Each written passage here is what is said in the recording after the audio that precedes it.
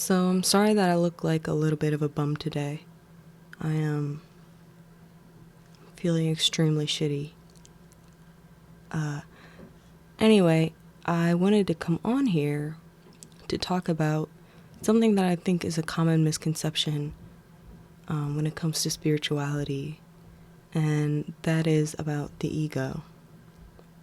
Like, I think most people think that the ego has to do with being self-centered or full of oneself. But what the ego really is the thinking mind. That's all it is.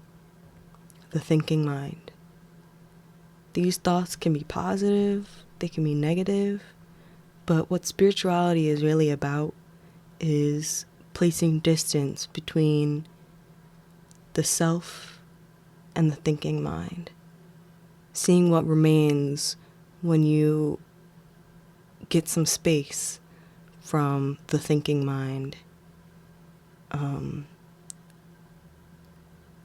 Who is exactly observing the thinking mind?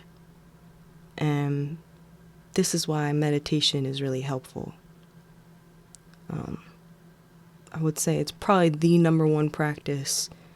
I mean, like other than other meditative practices like yoga, to get space from your thoughts and see what exactly arises in you when you can put distance between yourself and your thoughts. I feel like some people, when it comes to the ego, they think they have to rid themselves of their whole ego, which is impossible. I mean, unless you want to be like a potato.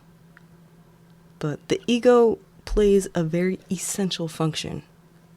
I mean, it's the thing that like has you getting up in the morning, going to school.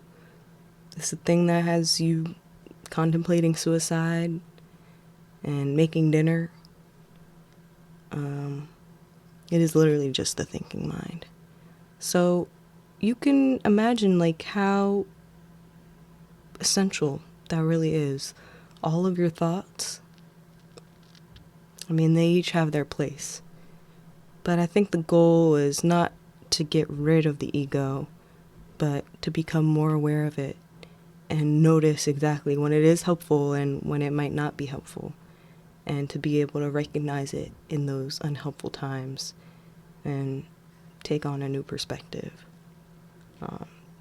So the goal is not to get rid of the ego. The ego, as humans, I think will be everlasting. I don't think we'll be able to get rid of it ever. Just imagine that.